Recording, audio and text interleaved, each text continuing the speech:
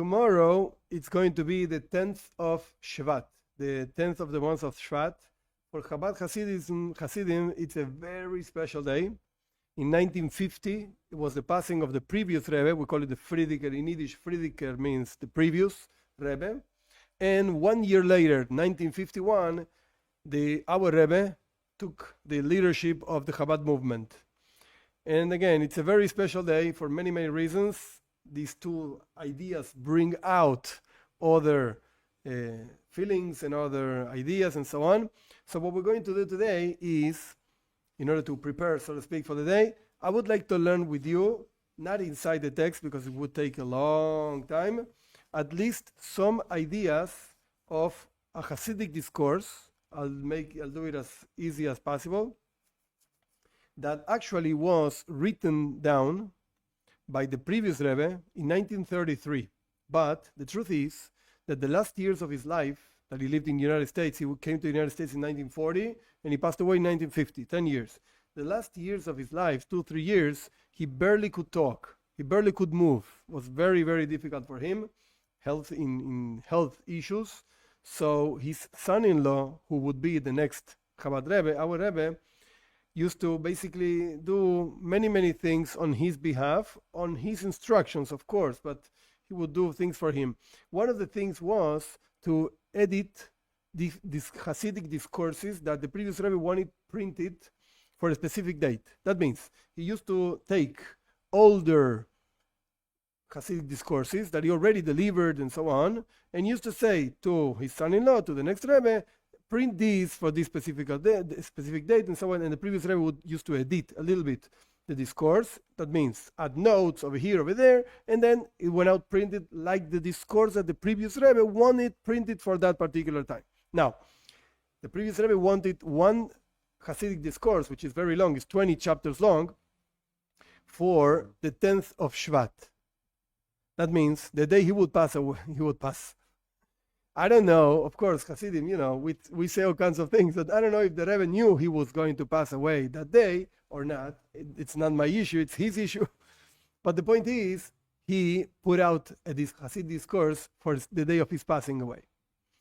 So the Rebbe, our Rebbe, took this discourse as a testament, so to speak. This is the message that the Friediker Rebbe, the previous Rebbe, wants from us, for the rest of the generations. And based on that, when our Rebbe took the leadership of the Chabad movement 1 year later, which was a whole story in itself, he didn't want to take the leadership and so on. But okay, so he took the leadership and he delivered a discourse, a Hasidic discourse, explaining basically the first chapter of these 20 chapters of the Hasidic discourse of his father-in-law, his passed away father-in-law. And throughout 40 years, literally, the Rebbe explained twice those 20 chapters. So he went 20 years explaining 20 chapters. In that specific day of the 10th of Shvat, he used to deliver a discourse, sometimes more than one, on the particular chapter that corresponded to that year. So the 1951, the first chapter, 1952, second chapter, and so on. And then again, a whole round of new explanations, 20 more years, 40 years explaining this discourse. What we're going to learn are ideas that come out of the original discourse by the previous Rebbe. What's the subject of the discourse? It would be so difficult for me to summarize. But I would say, if I had to do it anyway, I would say like this. There's a job we have to accomplish. There's a mission we have to do. Each generation in the Jewish history, in world history, each generation had a specific mission, something that had to be accomplished. And if you actually learn history, Jewish history around the history of the world, you will find different things happening throughout history in different ages. You have the ages of the Torah itself, Moshe Rabbeinu, and all the stories that appear in the Torah. You have the ages of post-Torah, Yeshua, the judges, up to Shmuel. Then you have the ages of kings, the kings of the land of Israel, some good ones, some bad ones. Then you have the age of the first temple, second temple, exile in the middle, second temple, and then you have Babylon, the whole development of the Talmud itself. Then you have Europe. Like many things were happening in those days. Actually, in every single day, many things happen, even today. But the point is that each generation had to accomplish something. Let's take just whatever, the kings. So the second king, basically, second, third, whatever, you could be precise in the story, but the second king, Shlomo Melech, King Solomon, third king, King Solomon, the first one was Shaul, then David, and then Shlomo. You could argue he was the fourth king, but whatever. The third king, he built the temple. So in his generation, the accomplishment had to be a temple. And then, whatever, you can understand, Yeshua had to conquer the land. And Moshe Rabbeinu had to take out the people from Egypt. And so many things happened in each generation. And there's a main subject of that generation. What's our mission? So our generation, now, today, what's our mission? The Rebbe explains that from his accepting the leadership, 1951, on, we are found in the seventh generation of Rebbeim of Chabad. Okay, Rabbi Shimon Zalman V'Liadi, and from then on, when Chabad started with Rabbi Shimon Zalman V'Liadi, each generation had to accomplish something. What's the accomplishment of our generation? And the answer of the discourse is to bring down God's presence in the world, to bring Mashiach. That's our mission, so to speak. And that would be the super summary of the whole discourse. In order to accomplish that, many things have to happen within ourselves and in the world at large. But all of them caused by us, by our work within ourselves, because there's a verse that says, God gave the world in the hearts of men. That means that when we work within ourselves, with ourselves, we are actually working in the world. When we accomplish something within our hearts and our minds and so on, we are accomplishing something in the world. So our mission is to accomplish something within ourselves, and that itself is going to bring down God's presence in the world. Okay, so how does it work? And what does it mean to bring down God's presence? Isn't He everywhere? Like the Zohar says, the mystical teachings say, there's no place in the world void of godliness, of God. There's no such a thing. God is everywhere and He sees everything and so on. So what does it mean to bring down? Bring down what? I don't understand. So in order to understand this, I'm just going to read like 2 lines, not more than that, in order to have a taste, at least, of what it means to learn a chassidic discourse, and then you'll have to listen to me, to my understanding of this. Okay, the discourse starts with a verse from Shir HaShirim, the Song of Songs, and it says, "Basi legani acho isikala." I came to my garden, my sister, my bride. So basically, Shir HaShirim, the Song of Songs, it's a whole interchange between man and woman. And it's very romantic and so on, but the truth is that it's talking about something else completely. It's talking about the relationship between the Jewish people and God. And God is the husband, so to speak, the groom, and the Jewish people is the bride, the wife. And over here, the husband or the groom says to the bride, "Bosi legani, I came to my garden. My sister doesn't mean really sister, because you can't get married to your sister. The point is over here is love. A brotherly love. And my kala, my bride, I came to my garden."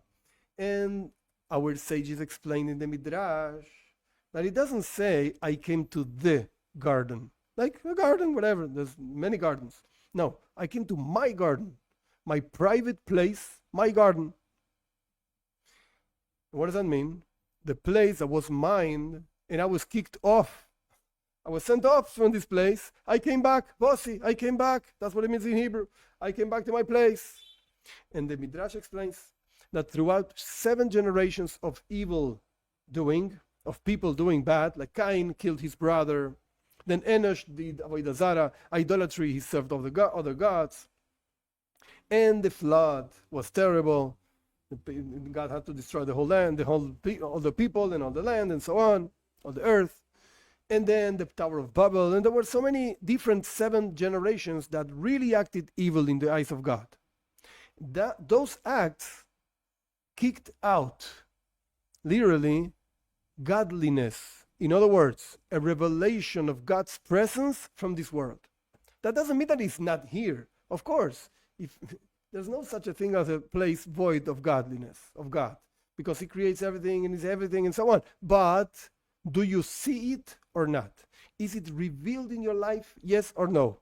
And usually, right now at least, the answer is no. I don't see God. I open my eyes, and the prophet is saying, Ishaya, the eyes are going to see godliness. The flesh is going to see that the mouth of God spoke and so on. So, do you see God right now? No, I don't see God around me, even though He is, but I don't see it.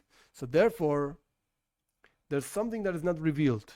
These 7 generations of evil-doing people kicked out, made God live, be not revealed, concealed so strongly to 7 levels, 7 generations, 7 levels of concealment. Like really, really concealed and concealment, with concealment and more concealment and so on, 7 times. And then came other 7 generations of righteous people, starting from Abraham Avinu, our forefather Abraham, that Abraham, Yitzchak, Yaakov, and so on, 7 generations that brought down, revealed God's presence from the basically seventh heaven. That's what it's called, 7th heaven, whatever. 7 generations kicked out to the 7th heaven, and then 7 generations brought down from the 7th heaven into the earth to be revealed over here. When did this happen? With Moshe Rabbeinu, when he built the tabernacle. Moshe Rabbeinu brought down, finally, so to speak, the divine presence, God's presence, into this world. And that's when God said, Basi legani, I came to my garden. I came to my garden. The place where actually was my main place in the first place. When God created the world, He was revealed over here, to the point that the first man, first woman, they spoke with God. He was revealed. And they heard God jumping around the place, going around in Gan Eden, in paradise, whatever that means. So He was over here revealed. And again, He was kicked out. And now Moshe Rabbeinu brought it down. And this 7th generation of Moshe Rabbeinu, the 7th generation from Avraham Avinu, resembles, so to speak, we are the 7th generation of Rebbeim of Chabad. Our Rebbe is the 7th generation of Chabad from the Alter Rebbe, from the founder of Chabad, that resembles that 7th generation of Moshe Rabbeinu bringing down the Shekhinah, the divine presence, God's presence into this world. And that's our job, to bring down God into this world. And how do you do that? How does it work? Okay, just as Moshe Rabbeinu, how did he accomplish bringing down godliness into this world? He built a mishkan, a tabernacle, with all kinds of materials and different ideas, and copper and gold and silver and wood and whatever, all kinds of materials. He built a tabernacle, making a temple for God in the earth with ground, so to speak, earthly materials. In the same way, we have to build a temple. But it doesn't mean the temple in Yerushalayim. No. God willing, it's going to be revealed soon, speedily in our days and so on. But we can't just sit and wait until the temple just comes down from earth, from heaven. That's what actually one of the opinions brings, Rashi, whatever, that the temple is going to come down from heaven. Don't wait. Do something. What do you have to do? You have to build from yourself a temple. You have to become yourself a temple in which the divine presence can be revealed. What does that mean? There's a verse in Parshas Truma. The Torah says, I'm translating literally on purpose, and you will find a problem in the verse that starts talking in singular and ends up talking in plural. Again, do a temple for me, build a temple for me in singular, and I will dwell within them in plural. So our sages ask, what is saying? You start talking in singular and you end up talking in plural. It's weird. What does that mean? And there's a famous explanation by the Shalom, Shnei Luch Sabris, a holy book, Rabbi Shai Horowitz is buried in Tuvia. Okay, he writes like this. It's not written that God is going to dwell in the singular temple. Rather, it says Besoicham, within them. It means within each one of us. We have to make a temple of ourselves. And whatever happened in that original temple, tabernacle and temple and so on, whatever happened over there has to happen within us. We have components in our body, in our soul, that resemble those components of the temple. And there's an avoida, there's a work, a job that has to be done within ourselves that resembles that work that was done in the temple originally. The heart it resembles the altar, and the ark resembles the brain, the mind, where the Torah is, where God's mind is, so to speak. And like this, you have many explanations around mystical teachings that explain how the temple actually resembles different gods, different qualities of God, and also different qualities within our own soul. So we have to do of ourselves a temple. How do you do that? Okay? One of the works that was actually done in the temple was korbanos, offerings, sacrifices, animal sacrifices.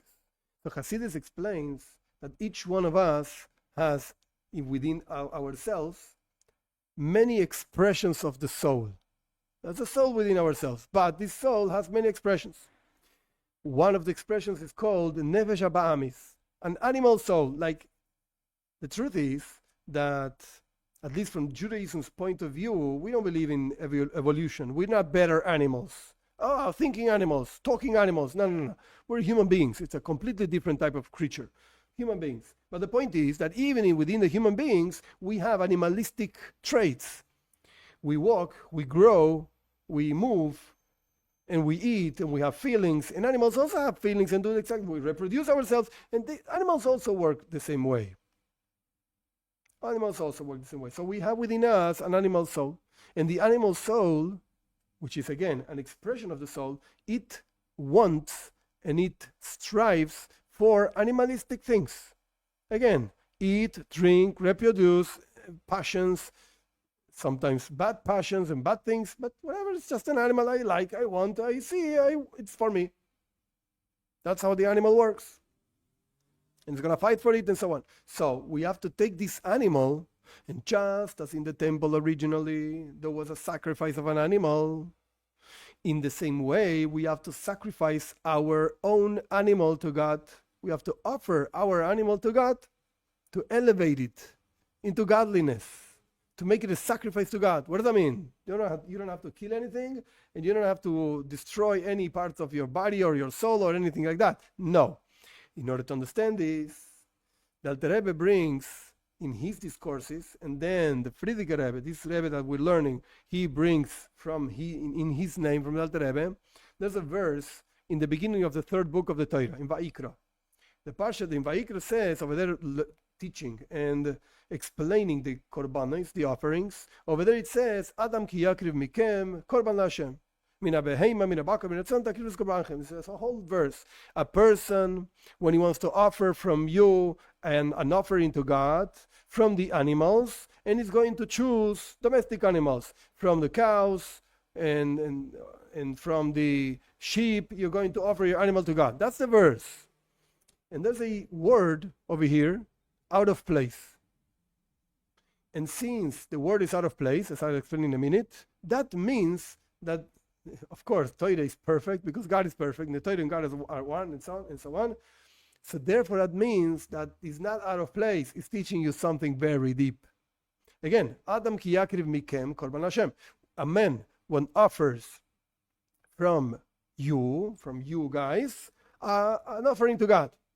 The verse should have said, a man from you, when offers an offering to God, they should do this and that. But the verse says, a man, Adam ki yakriv, when a man offers from you, this word is out of place. Mikem, in Hebrew it's just one word, in English it's two words, from you. But mikem, it's out of place. So that Rebbe explains, a person, Adam ki yakriv. Yakriv means to offer. but it's directly related. Every single word in Hebrew has a shoresh, a root of 2 or 3 letters. The word close, we say karov. That's the way you say close. And yakriv means to offer, which has exactly the same letters as karov, but yakriv is a verb, and close is just to be close. It's an adjective, so to speak. So a person, again, Adam ki yakriv, when a person wants to offer, no, translate different. When a person wants to get close to God, you really want to be close to God, I'll tell you how to do it. Mikem korban lashem. You have to offer yourself to God. Oh, wait a second. How do I offer myself to God? Mina beheima. So continues the verse saying, your animal. Mina bakar, mina tzon. There are different types of animals. Each one of us represents a different type of animal. Because some people have a very passionate life. Some people are like more cold. The passionate guy is like a cow, which is strong and so on. And the cool guy is like a sheep. Yeah, everything is fine. Even the voice, everything is okay. No hurry, no rush. That's the sheep. So each one of us has different qualities, different traits, character traits. So, mikem, this word that looked to be out of place, is teaching you a very deep lesson. You have to offer your animal to God. You want to get closer to God. Yakriv, Korov, you want to be close to God. You have to offer your animal to God. Whatever kind of animal you have to offer it to God. And what does that mean in simple words? You have to refine yourself. It doesn't mean to destroy your animal expression, because it's part of us. There is such a thing. It's brought down even in the Talmud. David HaMelech, King David, murdered, so to speak, his evil inclination through fasting. That's not a common way for everybody. It's not the path, at least for most of the people. But that was his level. But that's not what is expected of us. What's expected of us is to refine our animal, to teach the animal to serve God. How do you do that? By understanding how precious God is for us. He give us food, and He give us sustenance, and He give us money, and He give us health, and He give us a house and a family and so on. By understanding these ideas, very simple and basic ideas, because the animal doesn't understand like spiritual, mystical things. Yeah, the world of Atzilus, I don't know what that is. I don't care. How do you eat that? So the animal understands basically just worldly things, worldly matters. So by explaining that those worldly matters actually come from God, so the animal learns to love God and to fear God. Okay, that's basically how we have to work on ourselves, by refining our own animal inside of us. And that means to offer this animal to God. And that's the way to get closer to God. But sometimes it can get very difficult, actually, to work with this animal, because life can have its difficulties, its problems, its challenges, and it gets difficult. So again, if you're going to think, yeah, God gives me a lot of money. Yeah, you know what? I don't have a lot of money. So don't think about that. Yeah, let's leave God on the side. Okay, God gives me a lot of health. I don't have health. So what are you going to think about? So how do you get closer to God when things start being a little bit more difficult? When things don't flow so easily? So the Rebbe, the Previous Rebbe, explains further another detail in the Mishkan, in the tabernacle. The Torah says, Atzei shitim oimdim. You have to build this tabernacle with wood of cedar wood, standing cedar wood, very tall cedar wood, like 10 meters long, whatever. What does that mean? So the word mishitim in Hebrew, shiti, means a cedar, a type of cedar. Very nice. Doesn't say much, but as we learned before, every single Hebrew word has a root of 2 or 3 letters. And the word shittim, which is a name, again, a type of cedar, also shares the same roots as the word shtus, stupidity, shtus, like a fool, foolishness. And the Rebbe explains that basically there are two types of foolishness. You can be a fool in two ways. You can be a fool to go up or a fool to go down. What does that mean? There's a middle path. The Rambam talks about this a lot. There's a middle path. And every single character trait, when a person has to work on himself, herself, and so on, has to strive to go to the middle path. Sometimes a person works in one extreme of life. He gives out too much money away, or he retains too much money for him, and so on. Different character traits. So the main way of serving God, the best path of serving God, is to be in the intermediate path. This is again in the Rambam, even in Aristotle talks about this. Okay, Aristotle talks about this. Okay, let's go. So there are two ways of deviating from this middle path. Either you deviate above this middle path, and I'll explain what this means, or you deviate below this middle path. What does that mean? Usually when we call a fool means a person that is actually not behaving in the proper way. You expect in a place, in a time, and so on to have a specific behavior, and when the person doesn't have this specific behavior, it's called a fool. Shtus, shoite, a fool. But again, two ways of deviation. What are the two ways? A person can function as a fool by not recognizing the truth. A person knows the truth. The soul, very deep inside, literally knows the truth of godliness. And the person very deep inside knows that when you don't do God's will, when you don't fulfill God's commandments, you don't do what God is expecting you to do, and you do that which God doesn't want you to do, does not want you to do, you're actually separating yourself from God. And this is called a shtus, stupidity. Why? Because if you really are conscious, you really think about it, that God is the source of life, who wants to be disconnected from the source of life? Nobody. But the problem is that there are certain transgressions that a person recognizes very quickly that you really get separated from God. I'm not going to do that. It's too much. I'm not going to go so far. And each person has his own thoughts, so to speak, on this. What's really so far?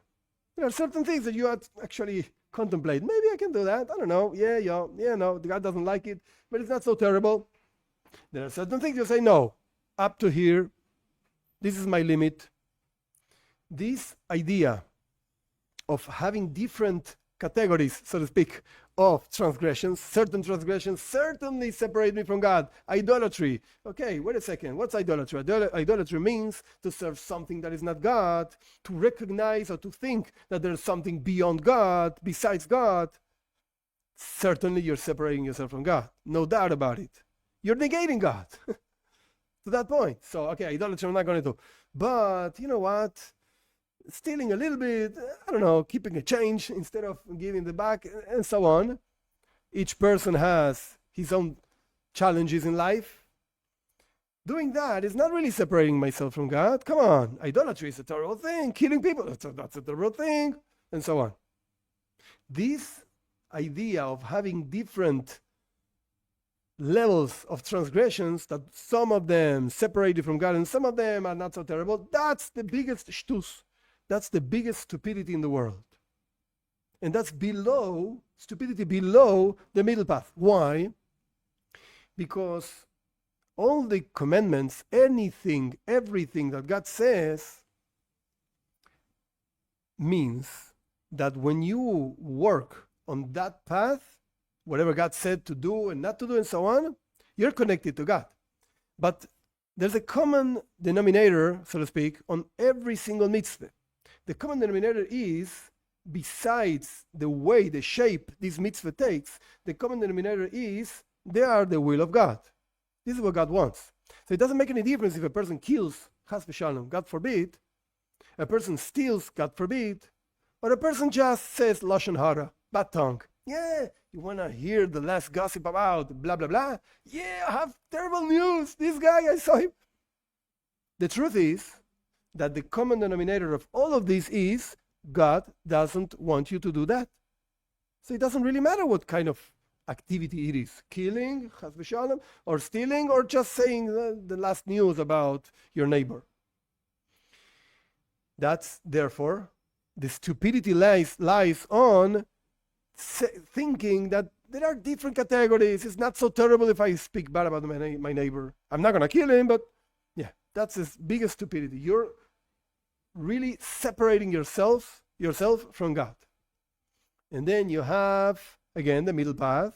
And then you have something beyond. Stupidity beyond the middle path. What does that mean? The Rebbe brings a Gemara, a Talmud. Talmud in Ksubis brings a very interesting story about Rabbi Yehuda bar Ilai. Rabbi Yehuda bar Ilai was one of the greatest sages. Stam Rabbi Yehuda, the simple Rabbi Yehuda brought down in the Mishnah so many, countless times. I didn't count them, that's why it's countless. Some people count them. But whatever, so many times is Rabbi Yehuda bar Ilai. Every Rabbi Yehuda is Rabbi Yehuda bar Ilai.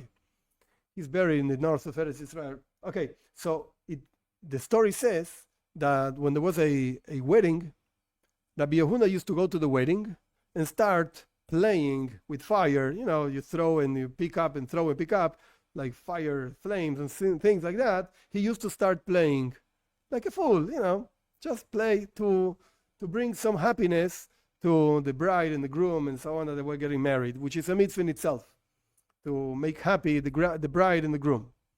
And some people asked him, hey, what is this? Like, you're a great rabbi, such an important figure in the Jewish people. What are you doing over here dancing like a fool and playing with fire and with things? What are you doing?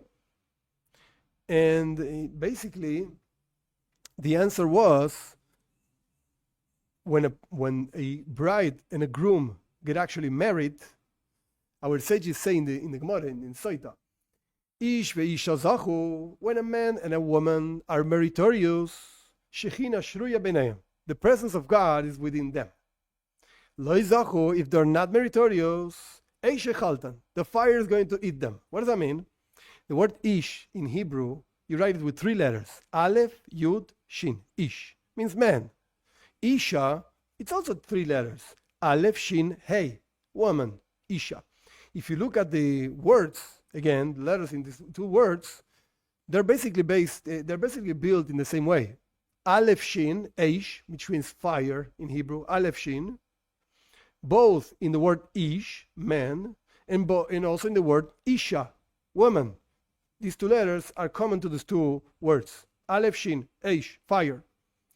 And the difference between these 2 words is just 2 letters. In the word man, Ish, you have a Yud, a letter Yud. And in the word Isha, woman, you have a letter Hey. These 2 letters, are 2 letters of the name of God. The holiest, one of the holiest of the names, Yud K. Therefore, if a man and a woman, Ish ve'isha, they're meritorious, Shekhinah, the presence of God, the Yud and the Hey, it's within them. It's Ish ve'isha. You have the Yud in the man and the Hey in the woman. But if they're not meritorious, the presence of God removes itself from there. And what you're left with, in the man you have Eish, fire. In the woman you have Eish, fire. And fire consumes fire, and it's terrible. It's terrible. So what Rabbi Yehuda bar Ilai basically answered, even though not with these words, what he basically answered was, look, in a marriage, particularly in the moment they're getting married, the presence of God is found over here. In the way of Yud and Hey, these 2 letters, that presence is found in the party, in the wedding, and so on. And therefore, in order to connect to this presence of God, which is so deep and so profound and so on, the only way to connect to this is to do, quote unquote, foolish things, stupid things, more than what you would regularly do, in order to connect to a very deeper energy that goes beyond intellect, without really matter all the details, doesn't really matter right now, but to connect to that energy which is beyond intellect, I have to go beyond intellect myself. That's what Rabbi Yehuda bar Ilai used to dance with fire and throw and pick up fire. What does that mean in regular service to God? The truth is that our animalistic inclinations conceal godliness from us. And we have to, in order to fight, to refine it, to offer it to God and to get closer to God and so on, like we explained before, by the temple and the works in the temple, in order to refine it, we have to go beyond our intellect. And the way to go beyond our intellect is, even though, this is one example at least, even though certain things in Judaism we don't understand, and even though certain things in Judaism maybe we don't even enjoy, however, we have to know that the common denominator in every single mitzvah is, this is the will of God. And furthermore, by actually fulfilling the will of God, we at least open our minds and our hearts to understand what God wants from us and how to connect to Him and to learn to enjoy even those things that before we didn't understand, we didn't enjoy. But by doing them, actually, we get a taste of it and we start enjoying them with time. It takes effort. It takes time. There's no such a thing in Judaism as gaining without effort. If you gain without effort, that means that it's not good. It doesn't come from a good place.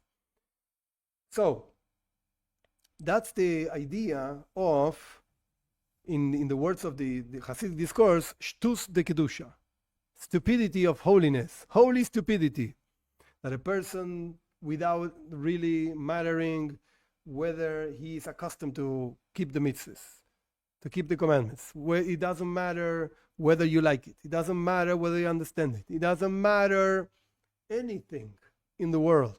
This is the will of God. It doesn't matter if I have to, like the Previous Rebbe brings, very interesting. Nobody changes the time of eating. Nobody changes the time of sleeping. But the time of Torah learning, it doesn't really matter. It's today, tomorrow. If I don't learn, it's not going to be terrible anyway. I learned yesterday. So the Rebbe says, the Rebbe says, you have to fix times to learn Torah every day. And in those times have to be fixed not only in time, so to speak. At this time in the clock, I'll be learning. No, it has to be fixed in your soul. To the point that even if for some forced reason you couldn't take the particular time you used to learn and so on, you don't go to sleep until you finish your stuff. That which you actually chose to learn and so on. So, by behaving in this stupid way, quote unquote, by doing that, a person connects beyond intellect to God, and therefore his connection to God becomes a much stronger connection, because it doesn't depend on what he understands or what he enjoys. It depends on God, and God it never changes. He's always God, and therefore we have to learn to be a little bit stupid, but in a good way, so to speak, beyond the middle path and not below this middle path. So all the customs, all the standards of society, all the values of society, the Rebbe calls them complete shtusim, complete stupidities, that they change one day to another. On one year, the fashion says the color of the year is green. Next year, they're going to say, no, the color of the year is red. And those things that change, anything that changes, because it changes, it's clearly a proof that is not true. Truth never changes. God never changes. And truth is true everywhere. How do you know that? Because there's a word in Hebrew called truth, actually. In Hebrew, we say emes. Emes is composed of 3 letters. Today we are with the Hebrew language. Aleph, Mem, Tov. Aleph is the first letter of the alphabet, of Hebrew alphabet. Tov, the third letter, is the last letter of the alphabet. And Mem, it's basically in the middle of the alphabet. So Emes, truth, why is it really true? Because from the beginning till the end, passing through the middle, it's always the same. Never changes. Something that changes is not truth. And another idea, furthermore, into this same idea of truth, if you know the Hebrew, whatever, and the letters, the letter Aleph has basically 2 places where it touches the line, where it stands on the line. When you write an aleph, it has two places, two dots, where it stands on the line when you write. The letter mem actually has a dot and a whole line where it stands on the place where you write, on the line where you write. And the letter tov also has a line and a dot, so it stands strong. On the other hand, the word sheker means lies. The word sheker has three letters also, and when you look at these letters, none of them really stands. The shin has just one dot on top of the line where you write, the shin, just one dot. The kuf of sheker, kuf, also has just one dot, because the other, so to speak, line of the letter goes below the line where you write. That's the kuf. And the reish, it's above the line, but just one dot on the line. Sheker doesn't stand in itself. To the point, and the Rebbe goes on to this at length, actually explaining these two letters, these two words, sheker and emes. And the word sheker actually is composed of letters that represent certain levels of impurity. So we have to go with the emes, we have to go with the truth. We have to connect in the only truth, ein emes la Torah. The truth, the only truth is Torah. The Torah connects us to godliness. And just to end, so to speak, the summary, we have to learn to go beyond our minds in order to get closer to God. Offer yourself, even in ways you would never think doing it, but that's the way actually you go beyond yourself and you grow and you connect to God.